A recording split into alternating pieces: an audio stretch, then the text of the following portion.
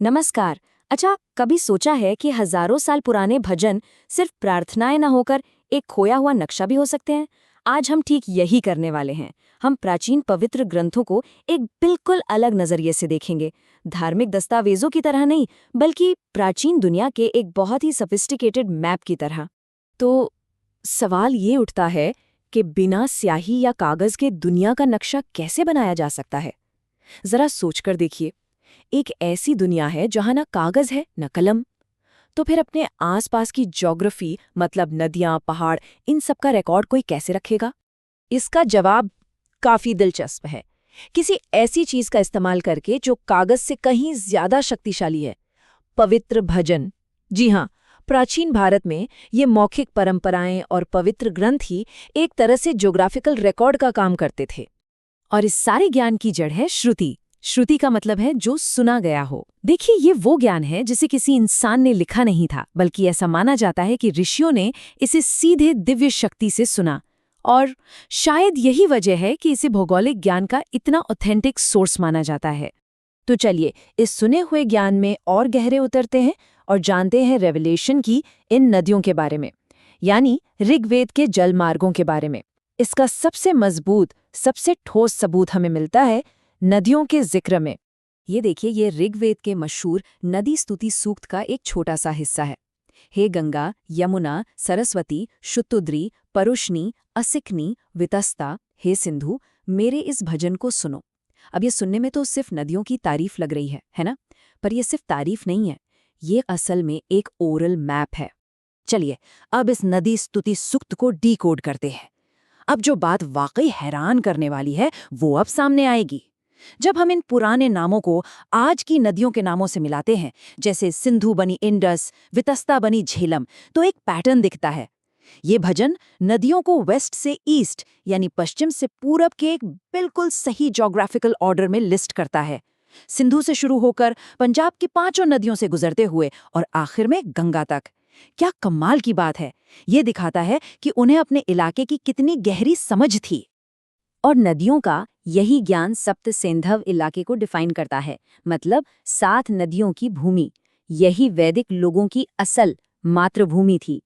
ये वैदिक सभ्यता का गढ़ था, एक ऐसी जगह जिसकी पहचान, जिसकी इकोनॉमी, जिसका रहन सहन, सब कुछ इन नदियों से ही जुड़ा हुआ था।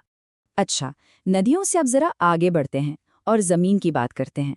देखते हैं कि ग्रंथों में पृथ्वी को माँ के रूप में कैसे देखा गया और कैसे इस पवित्र सोच से प्रैक्टिकल साइंस तक का सफर तय हुआ। अथर्ववेद का पृथ्वी सूक्त जमीन को सिर्फ एक रिसोर्स की तरह नहीं देखता, नहीं, वो उसे पृथ्वी माता के रूप में देखता है। ये एक बहुत ही गहरा, एक स्पिरिचुअल कनेक्शन है। ये मानना कि जिंदगी की हर जरूरी चीज, पौधे, पानी, खनिज, सब कुछ हमें इसी माँ से मिलता है। और कमाल की बात यह है कि ये सिर्फ आध्यात्मिक बातों तक ही नहीं रुका। स्थापत्य वेद, जो कि एंशिएंट आर्किटेक्चर का साइंस है, वो इसी सम्मान को प्रैक्टिकल नॉलेज में बदल देता है। मतलब कोई भी कंस्ट्रक्शन करने से पहले वो जमीन का साइंटिफिक टेस्ट करते थे, जैसे मिट्टी कितनी सख्त है, पानी की निकासी ठीक से होगी या नहीं, जमीन का ढलान किस तरफ है और सही दिशा कौन सी है। ये पवित्रता और प्रैक्टिकलिटी का एक बहुत ही गजब का कॉम्बिनेशन है। ऐसा ही एक और उदाहरण आयुर्वेद में मिलता है। आयुर्वेद जमीन को उसके क्लाइमेट और इकोलॉजी के हिसाब से बांटता था, जैसे जंगल मतलब सूखी जमीन, अनूप यानी नमी वाली या दलदली जमीन, और साधारण यानी बैलेंस्ड। अब ये क्लासिफिकेशन हेल्थ और मेडिसिन के लिए बहुत ज़रूरी था, क्योंकि वो ये समझते थे कि माहौल का, एनवायरनमेंट का इंसान के शरीर पर सीधा असर पड़ता है। तो हमने नदियों और ज़मीन की बात कर ली। अब अपना फोकस फिजिकल ज्योग्राफी से हटाकर ह्यूमन ज्योग्राफी पर लाते हैं और देखते हैं कि कैसे इन ग्रंथों में एक गतिशील समाज यानी मानव विस्तार को मैप किया गया है। ये ग्रंथ लोगों के माइग्रेशन का भी रिकॉर्ड रखते हैं। शतपथ ब्राह्मण में विदेगम माधव की कहानी इसका एक शानदार एग्जाम्पल है। ये कहानी असल में एक माइग्रेशन का मैप है। ये बताती है कि कैसे वैदिक कल्चर सरस्वती नदी के पास अपने घर से पूरब की ओर फैला। उनके आगे आगे अग्नि चलती है, जो ज्ञान और जमीन को साफ करने का प्रतीक है, और वो सदानीरा नदी तक पहुंच जाते हैं, जो उस वक्त उनकी दुनिया की पूर्वी सीमा बन जाती है। ये एक तरह से कल्चरल एक्सपेंशन का नक्शा है। और उनकी जानकारी सिर्फ अपने इलाके तक ही नहीं थी। ऐतरेय ब्राह्मण में आंध्र, पुंड्र, शबर और निषाद जैसी जनजातियों का जिक्र है। ये लोग वैदिक केंद्र से बहुत दूर दक्षिण और पूरब में रहते थे। तो इससे ये साफ पता चलता है कि वो एक बहुत बड़ी और विविध दुनिया के बारे में जानते थे। चलिए अब स्केल को और भी बड़ा करते हैं, जमीन से ब्रह्मांड तक। देखते हैं कि कैसे इन ग्रंथों ने हमारी दुनिया को पूरे यूनिवर्स के फ्रेमवर्क में सेट किया। उनकी पूरी समझ के सेंटर में था पंच महाभूत का कॉन्सेप्ट, यानी 5 महान तत्व।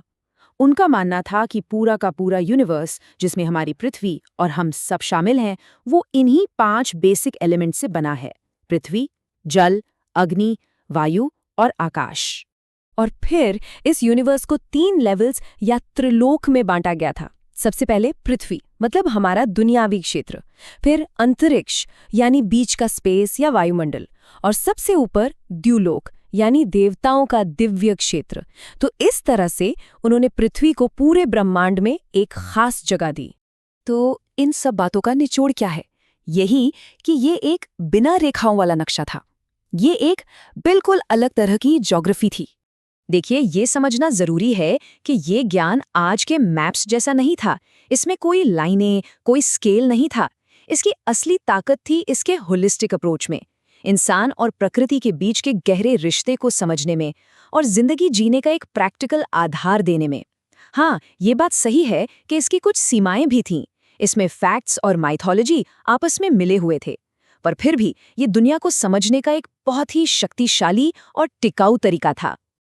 और आखिर में ये सब हमें एक बहुत बड़े सवाल पे लाके छोड़ देता है। अगर सिर्फ एक भजन में एक पूरी सभ्यता का नक्शा और उसका वर्ल्ड व्यू समा सकता है, तो सोचिए आज हम अपनी कहानियों में, अपनी परंपराओं में कितने जरूरी ज्ञान को अनदेखा कर रहे होंगे। ये वाकई सोचने वाली बात है।